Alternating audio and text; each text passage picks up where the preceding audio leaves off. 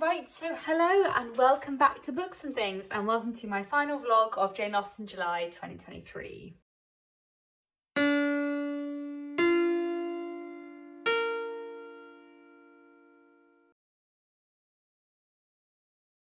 So today is Monday the 24th of July and I wanted to give you an update on how my reading is going currently for Jane Austen July. So currently I am partway through a couple of different things. I've been carrying on with Jane Austen's Juvenilia, a lot of which I'm reading from this edition here or reading online, which I'm really enjoying. And then meanwhile I have been cracking on with Behind Closed Doors by Amanda Vickery, which is a non-fiction work about the Georgian period and about kind of domestic life in the Georgian period. I'm enjoying it. I'm about halfway through now, so I need to crack on with this and read some more of it this week. It's just taking me a little bit longer. It's a very dense work of non-fiction, I would say, but I am enjoying it. And then I'm listening on audiobook to Belinda by Maria Edgeworth, which is a novel from 1801, I think. And Maria Edgeworth was an author who Jane Austen really liked. And so far, I'm about a third of the way through, I am really enjoying it. In fact, where I am now, a third of the way through, I think I would go so far as to say that Belinda, so far, maybe the only novel I've read written before Jane Austen that I actually think I really love. I'll see what happens with the ending, of course, but so far I am really enjoying Belinda, so that's exciting because often I don't have that much luck with other novels from the kind of late 18th and early 19th century. It tends to be Jane Austen onwards, or Jane Austen and then the Victorians, that kind of really work for me. But I'm really enjoying Belinda, so that's really exciting. Maybe I will have tons of Maria Edgeworth to read in future Jane Austen Julys. But I think that's mostly what I wanted to say for today. I just wanted to give you a quick update with what I'm currently reading, and I'll check in again tomorrow.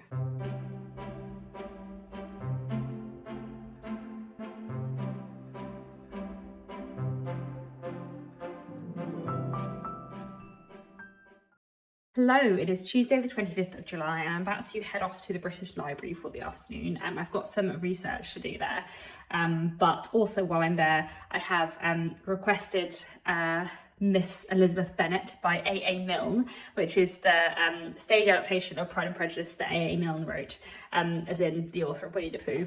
Wrote an adaptation of Pride and Prejudice for stage, so that's fun. So I'm hopefully going to read that this afternoon too, as well as I'm doing my research, so I'm quite excited for that. I think that should be quite fun. I'm pretty sure I can't film inside the British Library, but I will tell you about the play once I've finished it, and I will check in again tomorrow.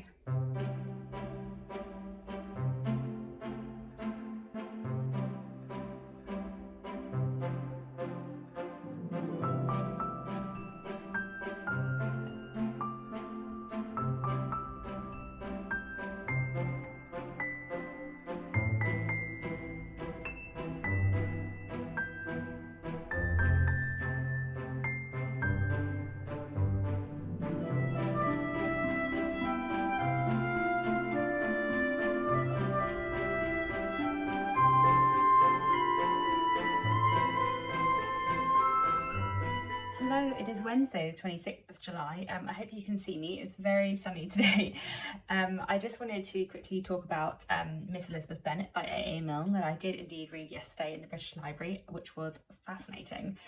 So yeah, this was a stage adaptation of Pride and Prejudice from the 1930s, which I found really fun to read. It was really interesting to see how A.A. Milne managed to like squish up the plot of Pride and Prejudice basically, and sort of like, you know, pull everything together. So in the very first scene of the play, we hear about Bingley and Darcy coming to Netherfield, but we also hear about Mr. Collins and that he's expected very soon because everything has kind of been put together. I did feel that the ending was very rushed, like it's a 3-act play and the midpoint of Pride and Prejudice, or it happens like at the end of the second act, then the third act is quite short, so it did feel like quite a quick turnaround for the plot at the end, but you know, it was still quite fun and I did enjoy it. One thing I did find absolutely fascinating though was that A.A. Milne basically is pretty true to all the characters in Pride and Prejudice, except kind of for Mr. Darcy. And there's a bit in the introduction to the play that I read where A.A. Milne is basically saying Obviously we all know Mr. Darcy's not a very attractive person, so I've made him a bit more funny because I thought otherwise no one would like him. I'll read the actual bit from the introduction. I took a photograph, but I can't read it while I'm filming, so I'll have to do like a voice note and put up the picture on the screen. You can't film inside the British Library, but you can take pictures, so I took how to picture the book, but I couldn't film myself reading it. But yeah, I just found that like absolutely fascinating and really strange, because obviously, I don't know whether that was just A.A. Milne had a rogue opinion, but it sounded more like he was like, everyone today obviously thinks this. So I wonder if there was a bit in the 1930s where everyone was like, no, Mr. Darcy's not an interesting person, whereas that's just obviously not the impression today. I also read quite a lot of Jane Austen Juvenalia yesterday, kind of catching up with the read-along schedule. I was just reading Leslie Castle, and I find it very entertaining that Jane Austen dedicated a book to her brother Henry and then introduced the character called Henry and immediately killed him off, which feels like a joke for her brother, which I found quite funny. But anyway, I'm really enjoying Jane Austen's Juvenalia. It's great. That's all for now. I'll check in again tomorrow. One liberty, if it is a liberty, with the character of Darcy I have dared to take. Let us admit frankly that Darcy, as drawn by Miss Austen, is not a very attractive person.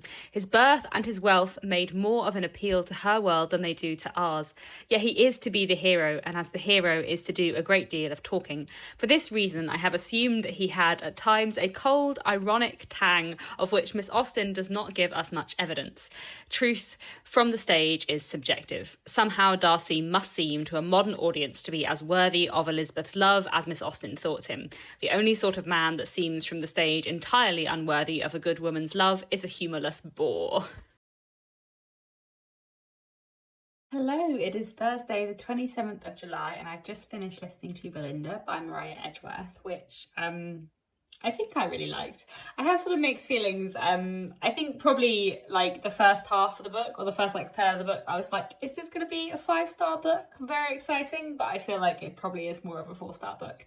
I feel like there was a lot that I really liked about Belinda, especially like the characterization, the sort of character development was really interesting, and sort of the sort of like meta self-aware way that Marissa Edgeworth writes, I really, really like there's a lot of discussion about like what would happen if this were a novel, sort of as Jane Austen does in Northanger Abbey, which I found really fun.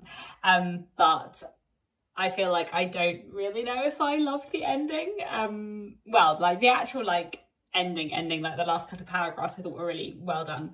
But sort of like the ending as a whole, I'm not sure if I loved it. And there are a few other characters where I was like, I feel like this character, I don't feel about them in the way that I think the author wants me to feel. But yeah, there was a lot in it that was really, really interesting. Yeah, I would definitely recommend it as like an interesting read if you like Jane Austen and if you're interested in books from, you know, late 18th, early 19th century. So yeah, Belinda was good. Definitely more successful, I would say, than other books I've read from pre-Jane Austen or around the time of Jane Austen that aren't by Jane Austen, but still not as good as Jane Austen. Anyway, in the meantime, I have been cracking on with my Jane Austen Juvenalia, and I really need to try and read some more Behind Closed Doors if I'm going to get finished by the end of the month, and that I think is all to report for today.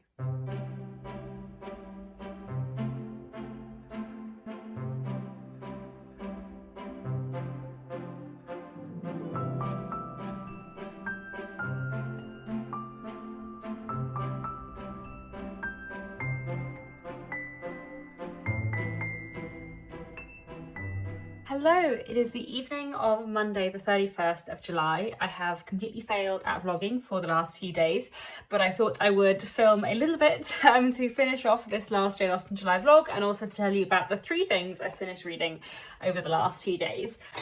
So one thing that I finally managed to finish was Behind Closed Doors, At Home in Georgian England by Amanda Vickery, which I have been slowly working my way through all month. This was quite a slow read. It was just quite dense, but I got through quite a lot of it on the weekend. Well, I finished it on the weekend, and I enjoyed reading it. I would say that this was a really interesting, very academic work of history. So I wouldn't necessarily recommend this to everyone.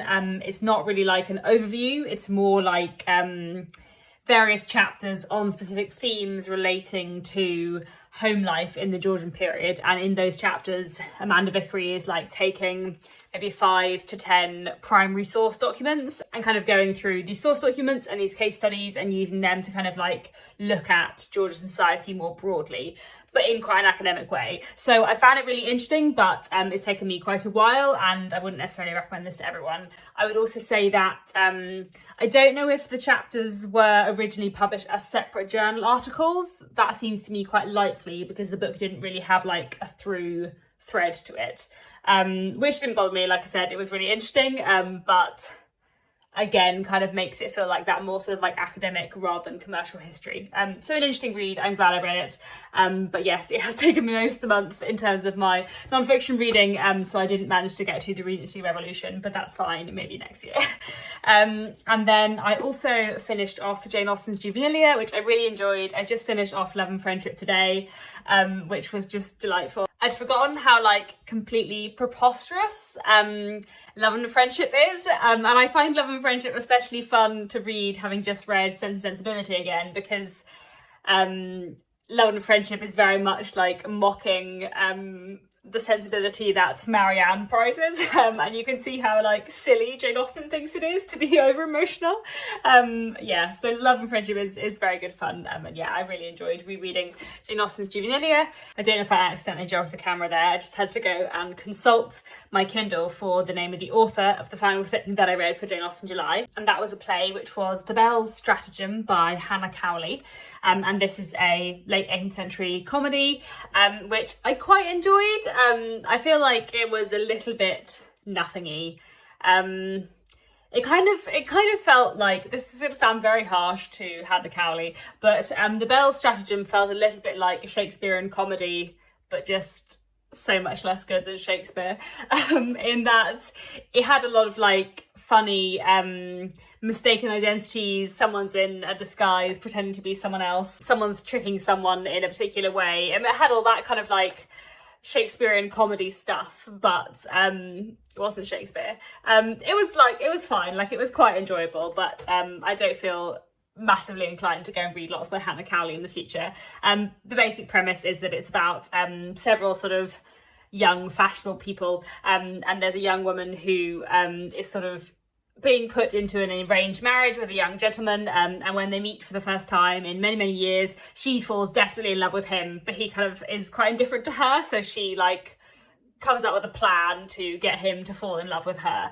and there's various other things going on. So it was quite fun to read, but it was a little bit nothingy. I preferred The Rivals in terms of the plays I read this month, and I think I preferred Belinda, their novel from 1801 that I read, to both of them. In terms of my reading from contemporaries of Jane Austen. And in fact, I liked Anne Lister best of all, but obviously Diaries is a slightly different kettle of fish. So that is the end of Jane Austen July now. Can't believe Jane Austen July is over. Although actually I can. July has felt like a really, really long month. I think I read everything on my like main TBR except for the Regency Revolution. I can't remember whether I put rereading Elegant Etiquette in the 19th century on my like main TBR, my pile of possibilities, but I didn't read that either. But then I also read a couple of things that I wasn't necessarily 100% intending to read. So I read Aisha at Last from my pile of possibilities. I read Belinda by Maria Edgeworth, which wasn't on my TBR at all. So yeah, I'm really pleased with all the reading I've done. I've read a lot of great things in Jane Austen July. I rewatched the 2007 Northanger Abbey, and I watched Rational Creatures, which is a YouTube miniseries, which is a modern retelling of Persuasion, and I love it very, very much. I didn't manage to track down Metropolitan in the end, which is a 90s sort of retelling of Mansfield Park, but Tilly from Tilly's Shelf recently reviewed it and said it was terrible, so I feel slightly less excited to watch it, so that's kind of fine. Maybe I'll get hold of it at some point in the future, we'll see. So yeah, overall I feel like it's been a pretty good Jane Austen July. Lots of great reading. Highlight of the month, definitely Anne Lister's Diaries, but I would also say that Just As You Are by Camille Kellogg was a really great read as well. Really great contemporary Pride and Prejudice retelling. And actually, I'm also really pleased with my reading of Belinda by Maria Edgeworth. Not that I loved it, or that I loved everything about it necessarily, but I feel like Maria Edgeworth is an author who I would definitely read a lot more by, which is not how I usually feel when I finish novels by people from around the time of Jane Austen who aren't Jane Austen. So I'm quite excited to find a new author where I'm like, yeah, I'd be really interested to read more by them. So yeah, that's all I think I wanted to say for now. I say having rambled on for like the length of my entire vlog so far. But I hope you're all well. Let me know how your Jane Austen July has gone, and I'll be back very soon with another bookish video.